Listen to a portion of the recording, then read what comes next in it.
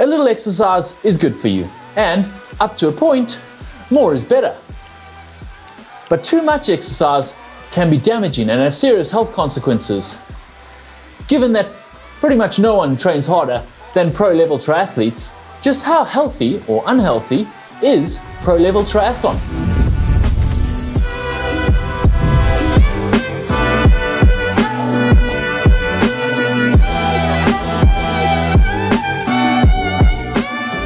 The Surgeon General in the US recommends at least 30 minutes of exercise at least 5 days a week, and the UK's NHS gives similar guidelines. Those are the guidelines for basic health, and if you do more, you'll almost certainly be healthier. Well, if exercise is prescribed as medicine for health, is it possible to overdose? Let's take pro triathletes as an example. I mean, they do more training and potentially harder than any other sport. They kind of have to if they want to be competitive at 3 sports at once. And I mean, we look up to them. They're our role models, our idols. But is the extreme level of exercise that they're doing actually tipping them over the point of being unhealthy? Well, that's the question we're asking and hopefully answering today.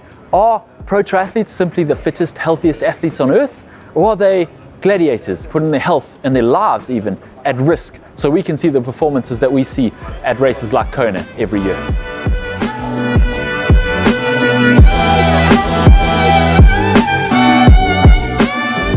First, let's look at how extreme pro triathletes actually are. A normal healthy person will probably do around 30 minutes of exercise 6 days a week, in zone 2, maybe zone 3.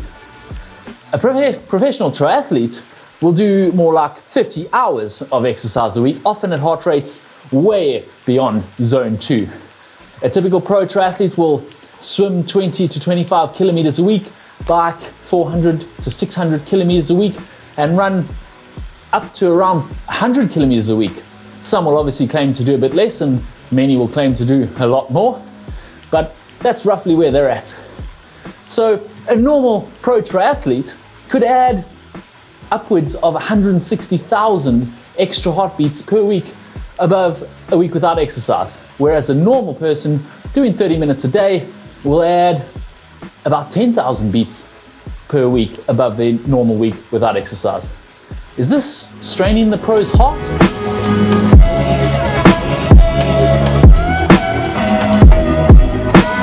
And 30 hours of exercise a week isn't just a load on the heart, it's a load on all the other systems too. For instance, 100k of running a week is a big and significant impact on the joints, especially when you consider the fact that you'd be tired from swimming and cycling. And while swimming is considered the safest, being non-weight bearing and non-impact, the fact of the matter is, it's still tiring.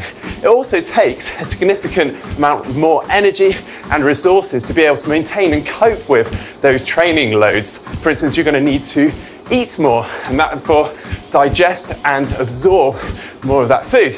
And then protein synthesized, carbohydrates converted to energy, fats stored and released, hormones produced, and so on.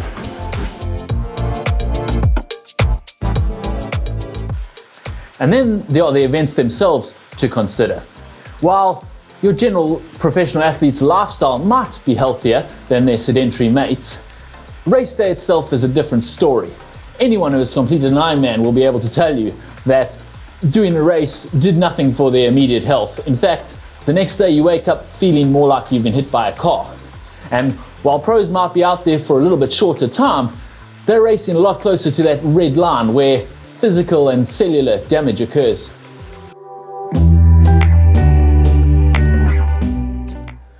So, what does all this mean? Are pros actually unhealthy? First, let's look at that heart and all those extra beats. As we mentioned, the pros can do a lot of extra beats in a week, but the heart muscle is really adaptable, perhaps more adaptable than any other muscle, and pros build to that level over many years. They don't just jump into it. Yeah, it's worth mentioning a pro's resting heart rate is probably significantly lower than a sedentary person. Normal resting heart rate is around 60 beats per minute, whereas for a pro, it could be around 40 beats per minute. Or lower. Mine was 38 back when I was fit. Well, there we go. And that comes from years of training, increasing the heart stroke's volume and efficiency. And the result is, well, if we were to take a pro athlete and a sedentary person and put them in bed for a week, pretty unlikely, I know, but let's just imagine this for the sake of comparing resting heart rates here. The pro athlete would have around 200,000 less heartbeats in that week than a sedentary person. And that is also totally eclipsing the additional heart rate and beats that you would get from the additional exercise. It's not so much the number of beats as the repeated strain on the heart. Like any muscle, the heart muscle needs time to recover after a hard effort. Unlike other muscles though, the heart doesn't get to ever stop completely to recover. So is it this repeated strain that potentially damages an endurance athlete's heart? Well, in short, no. There have obviously been studies out there that have shown myocardial fibrosis, which is scar tissue of the heart, in elite athletes and competitive athletes, potentially showing the development of exercise-induced cardiomyopathy, which is exercise-induced heart damage. But further studies showed virtually no evidence to support this in young elites and older athletes with years of competing under their belts. And empirical evidence supports this. If there was a link, we'd expect to see much higher cardiac event rates in endurance athletes. Yeah, but as we've seen recently, being a super fit pro also doesn't immunize you from those conditions that affect the general public. Richard Murray was recently forced to withdraw from the Olympic Games after a dangerous arrhythmia was found and needed urgent surgery. Now, we don't know that it wasn't caused by strenuous exercise, but given that between 2.5% and 5% of the general population will experience an arrhythmia at some point in their life, it probably wasn't. Yeah, and then there's of course the case of Tim O'Donnell, who had a massive heart attack whilst competing at Challenge Miami. And again, it's highly unlikely it is a cause of the training or the competition indeed that he was competing in. I mean, the actual heart attack that he suffered from is pretty prevalent in men of the age of 40, which he is, and above.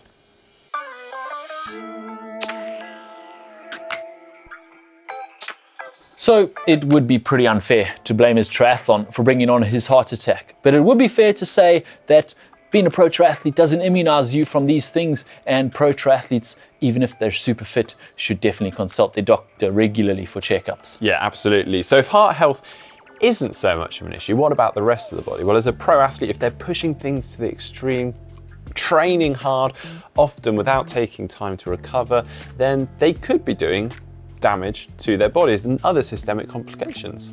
Yeah, that's right.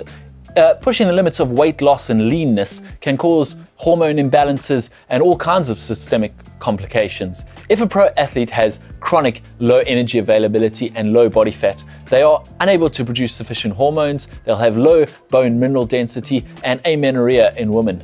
This was called the female athlete triad until fairly recently, when it was renamed Red S syndrome, or relative energy deficiency in sport syndrome, because it does also affect males. And suffering from this syndrome for a prolonged period can cause serious long-term health consequences, such as osteoporosis, anemia, and reproductive problems. And to put this into perspective, a normal healthy body will sit somewhere in the region of 7 to 15% body fat for men and 18 to 24% for women. Obviously, that will increase a little bit as age goes on. Now, for a typical pro, they will be around 7 to 8% all year round for their training, and then dipping for their major peak races to that 7% and lower in some cases, and actually for women quite often dipping to some more extreme cases. But this is the exception, not the rule. And in fact, most of the year, pros will maintain a pretty healthy body fat percentage, if extraordinarily lean by normal people's standards. In fact, they have to if they want to maintain the training loads that they need to. And then there are environmental factors that can lead to disease risks, such as extreme exposure to sun. And obviously with pro athletes, or pro triathletes specifically, spending a long time outside with their training and potentially facing the elements, this could be a risk. Now, there have actually been some studies with marathon runners that have shown a link between the time they're spending outdoors training and the increased risk of melanomas. So we presume the same is the case for triathletes. Obviously, this can all be mitigated by being careful and doing things like using sunblock. And finally, hard endurance training can depress your immune system, causing a slower immune response and increased likelihood of infection. But again, this can be mitigated by responding quickly to any signs of infection and pausing a normally high training load. In fact, pausing that training load can cause a faster immune response, as your body has more reserves to fight that infection.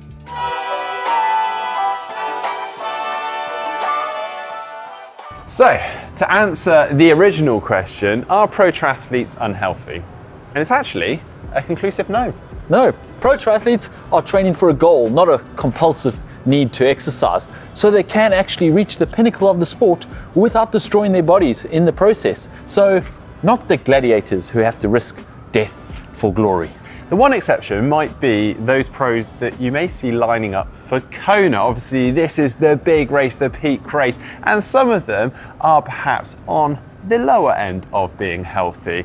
Their weight may be too low, hormonal imbalance, and definitely the day after the race, those athletes are probably less healthy than the general population. But that is the exception, and for the rest of the year, pro athletes are probably in the top 1% of the healthiest people in the world. Yeah, absolutely. Well, this has been really interesting to talk about this today. I hope you guys have enjoyed it. If so, please do give it a thumbs up, give it a like, and don't forget to give us a subscribe down below.